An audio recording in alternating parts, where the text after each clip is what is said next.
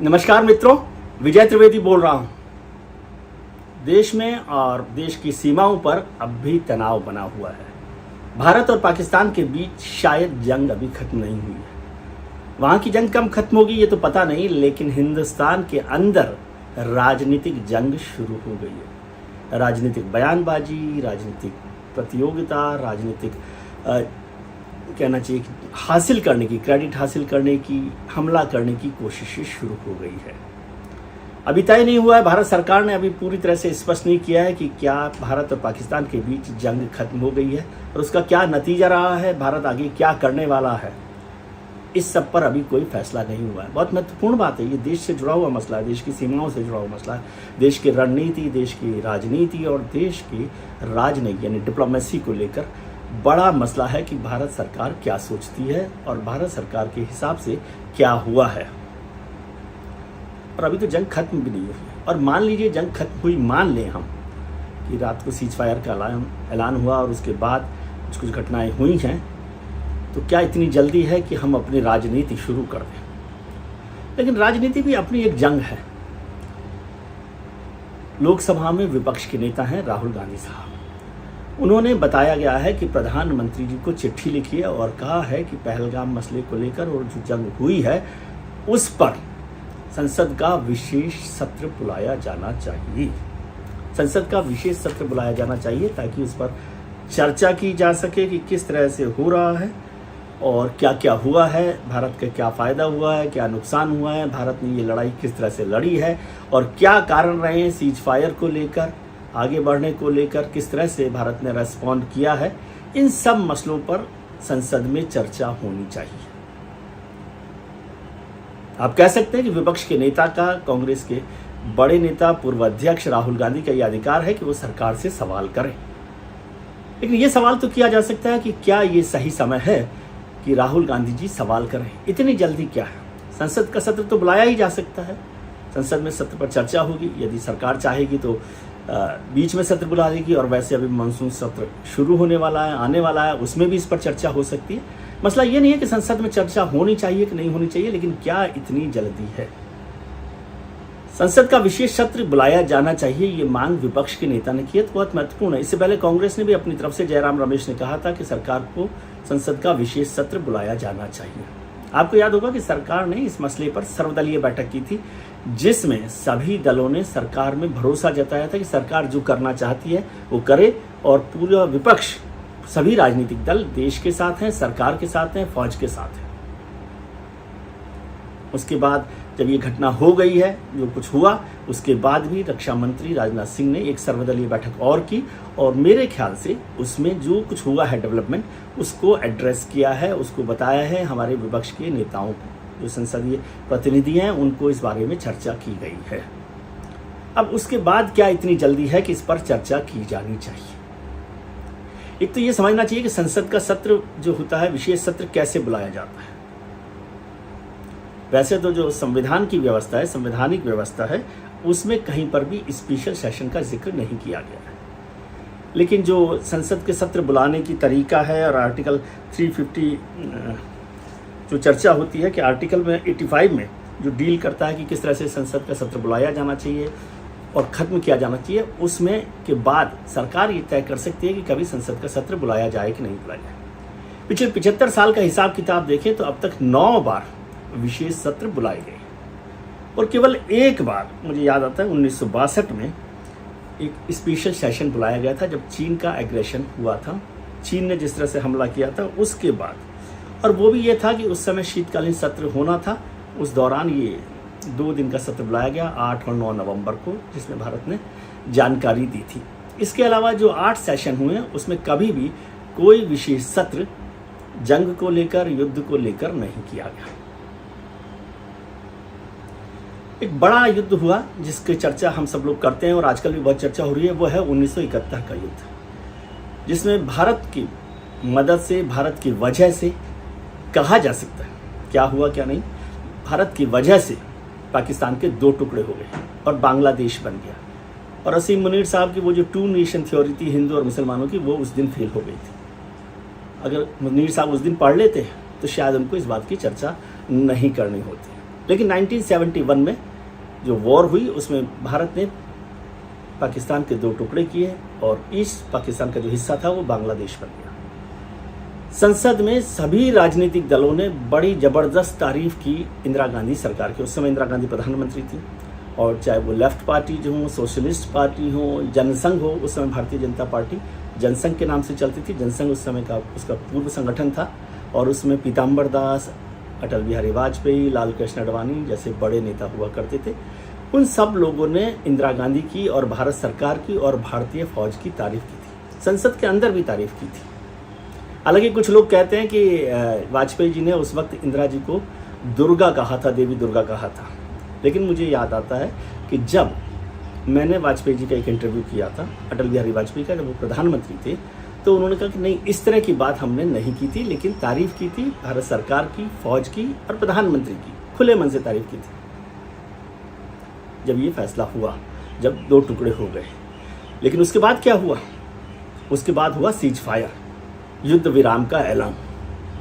तो युद्ध विराम का ऐलान होते ही और जो जनरल अमेरिकी राष्ट्रपति हैं निक्सन, उनका जो दखल था और उसके बाद युद्ध विराम हुआ, उसको लेकर राजनीतिक दल नाराज हुए। उनकी काफ़ी तीखी टिप्पणी रही, प्रतिक्रिया रही और कहा गया कि युद्ध विराम की क्या ज़रूरत थी, हमें युद्ध विराम नहीं करना चाहिए था। और जिस तरह से हुआ, जो फौजी लौटाए गए, कुछ सीमाओं पर जो ज़मीन थी हमारी जिस पर हमने कब्जा कर लिया था, उसको भी वापस लौटाया गया। इस सब को लेकर भी टिप्पणी हुई। एक लाइन मैं वाजपेयी जी की सुनाना चाहता हूँ आपको, जो वाजपेयी जी ने 1977 में सीज फायर को लेकर कही थी कि the country is not prepare to lose on the negotiation table, whatever jawans have won on battlefield. यानी जो हमारे जवानों ने युद्ध के मैदान में जीता है, उसकी चर्चा या उसे हम टेबल पर, डिस्कशन टेबल पर खो नहीं सकते, नहीं लूज कर सकते। ये टिप्पणी थी। और उसी दौरान जनसंघ ने यूएस का जो यहाँ पर एम्बेसी है उसके सामने प्रदर्शन किया था, जिसमें लाल कृष्ण आडवाणी, वाजपेयी और तमाम तरह के नेता वहाँ पर मौजूद रहे थे। तो ये तो बात है 1971 की। एक और बड़ी war 1999, Kargil war. Kargil war बहुत महत्वपूर्ण है हिंदुस्तान और पाकिस्तान के बीच में। हालांकि उस समय भी इसी तरह की बातें हुई थी और पाकिस्तान ने कहा था कि हमारे सेना के जो लोग हैं वो वहाँ पर नहीं गए हैं और दूसरे जो आज़ादी की लड़ाई लड़ने वाले लोग हैं वो वहाँ पर गए हैं। और बाद में पता पड़ा कि पाकिस्तान की सेना ने उस लड़ाई को लड़ा, बड़ी लंबी वो लड़ाई लड़ी गई। लेकिन उससे भी महत्वपूर्ण बात थी कि 71 में इंदिरा गांधी प्रधानमंत्री थी, सरकार चल रही थी, उससे 8 महीने पहले चुनाव हुए थे। लेकिन 99 में जब ये घटना हुई, उससे पहले भारत में वो सरकार गिर गई थी।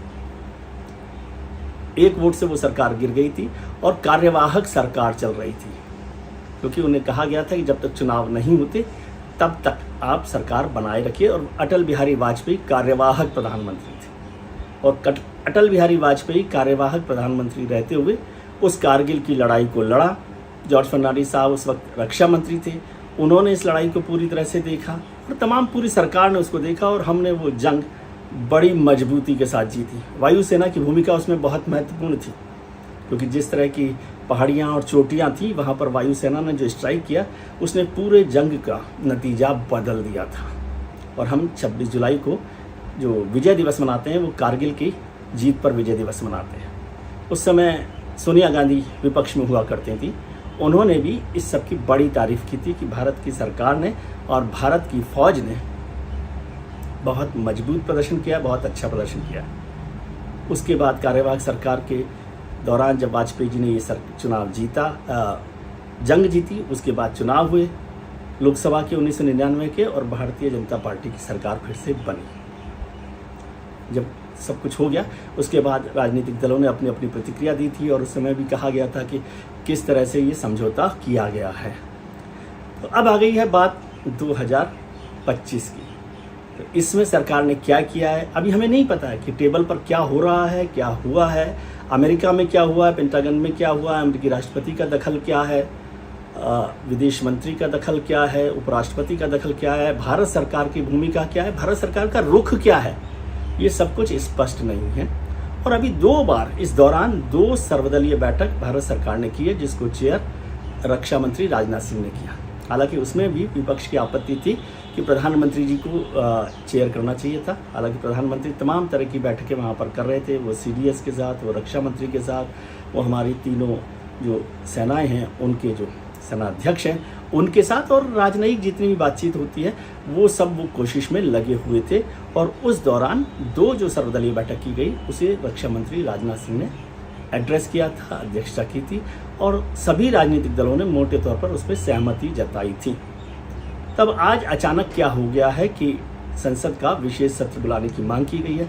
भारतीय जनता पार्टी ने भी इस पर तीखी प्रतिक्रिया की है कि भाई ऐसी क्या बात हो गई है, लेकिन राहुल गांधी जी ने मांग की है। अब ये तो सरकार को तय करना है कि क्या संसद का विशेष सत्र बुलाया जाएगा और संसद के विशेष सत्र में क्या होगा, इस पर चर्चा की जाएगी। क्या विषय पर वो चर्चा करना चाहते हैं, क्या पहलगाम में भारत ने जो 26 लोगों को खोया उस पर वो चर्चा करना चाहते हैं, या भारत की फ़ौज ने जिस तरह से पाकिस्तान का मुकाबला किया है, जवाब दिया है, उस पर चर्चा करना चाहते हैं, या जो सीज फायर हुआ है, अमेरिका का दखल जिसे माना जा रहा है, उस पर चर्चा करना चाहते हैं। ये सारी बातें हैं जिन पर चर्चा हो सकती है, क्योंकि भारत एक डेमोक्रेटिक कंट्री है, देश है, जहाँ सभी राजनीतिक दल संसद में और बिना संसद के भी सरकार से सवाल कर सकते हैं, पूछ सकते हैं। लेकिन अभी ये तय होना बाकी है कि क्या सरकार संसद का सत्र बुला रही है। अभी सबसे महत्वपूर्ण क्या है, इस समय महत्वपूर्ण है कि भारत की सरकार किस तरह से इस पूरे मसले को हल कर रही है और उससे निपट रही है। आपको याद होगा कि भारत सरकार ने कोई प्रतिक्रिया या कोई रेस्पॉन्स नहीं दिया है अमेरिकी राष्ट्रपति डोनाल्ड ट्रंप के ट्वीट पर, पोस्ट पर। न इस बात की पुष्टि की गई है कि JD Vance के साथ भारत सरकार की क्या बातचीत हुई है, या तमाम जो अधिकारी हैं उनके साथ क्या बात हुई है, क्या प्रधानमंत्री जी के साथ बात हुई, क्या NSA के साथ। और ये सब बहुत सीक्रेट काम होते हैं, बहुत टॉप लेवल पर बातचीत होती है कि राजनयिक तौर पर, डिप्लोमेटिक तौर पर कैसे किया जाता है। और इस दौरान भारत ने डिप्लोमेटिक लेवल पर दुनिया भर के बहुत सारे देशों को अपने साथ खड़ा कर लिया, बल्कि पाकिस्तान में कहा गया कि पाकिस्तान अकेला रह गया है। वहाँ पर उसे सिर्फ तुर्की और चीन का कहने मात्र का औपचारिक समर्थन मिला है, बाकी दुनिया के किसी देश ने उसको समर्थन नहीं दिया। जबकि भारत के साथ तमाम देश खड़े दिखाई दिए और आतंकवाद के खिलाफ सबने भारत का सपोर्ट किया है कि आतंकवाद के खिलाफ लड़ाई में सभी दुनिया के देश उसके साथ हैं। शायद हो सकता है इसीलिए कुछ हमारे फॉर्मर आर्मी चीफ इस बात से नाराज़ हों कि जब ऐसा मौका था तो हमें इसका हिसाब कर लेना चाहिए था। तो क्या ये अंतिम लड़ाई हो सकती थी? क्या पाकिस्तान के खिलाफ हम ज़्यादा जोरदार तरीके से लड़ाई लड़के इसको आर पार की लड़ाई बना सकते थे? इसके क्या नतीजे होते, इसके क्या रिपरकशंस होते, इसके क्या फ़ायदे होते, इसके क्या नुकसान होते हैं? जाहिर है जो सरकार में बैठे हुए लोग हैं और हमारी सेना के जो बड़े अफसरान हैं, जो सेना अध्यक्ष हैं, CDS हैं, रक्षा मंत्री हैं, प्रधानमंत्री हैं, वो भारत के हितों को ध्यान में रखते हुए ही फैसले कर रहे होंगे। ऐसा हमें भरोसा करना चाहिए और उम्मीद करनी चाहिए कि अब जब ये सीज फायर हो गया है तो एक डी-एस्केलेशन हो और सीमा पर तनाव कम हो और भारत के अंदर भी तनाव कम हो। राजनीति के लिए तो बहुत मौके रहेंगे। राजनीति में विपक्ष को हमेशा सरकार से सवाल पूछते रहना चाहिए, इसमें किसी तरह की कोई आशंका नहीं होनी चाहिए और इस पर कोई आपत्ति भी नहीं होनी चाहिए। लेकिन सवाल पूछने का समय भी सही होना चाहिए और जब पूरे देश को एक साथ खड़े दिखाई देना चाहिए। और मैं कह रहा हूँ पूरा देश, पूरे विपक्षी नेता भी इस मौके पर एक साथ खड़े दिखाई दिए हैं। उन्होंने पूरी तरह से सरकार को सपोर्ट किया। बल्कि कश्मीर को लेकर भी बहुत सारे लोगों ने चर्चा की कि 30-35 साल में पहली बार हुआ कि कश्मीर के जो लोग हैं पूरी तरह से भारत के साथ, देश के साथ खड़े दिखाई दिए।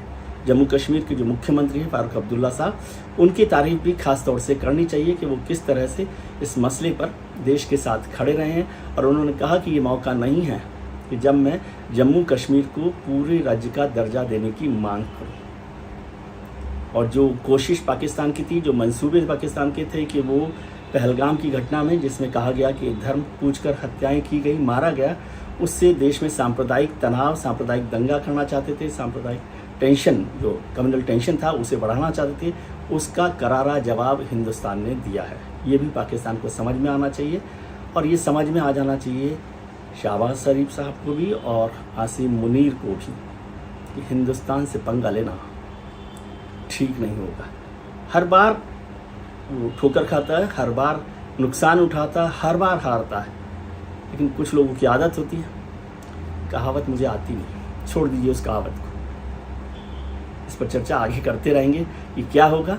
आज के लिए शुक्रिया, बहुत बहुत धन्यवाद आपका। आप अपना ख्याल रखिए और उनका ख्याल रखिए जो आपका ख्याल रखते हैं। इस वीडियो को अगर आप पसंद करते हैं तो लाइक कीजिए, शेयर कीजिए, सब्सक्राइब कीजिए और दोस्तों के साथ खड़े रहिए, मुस्कुराइए।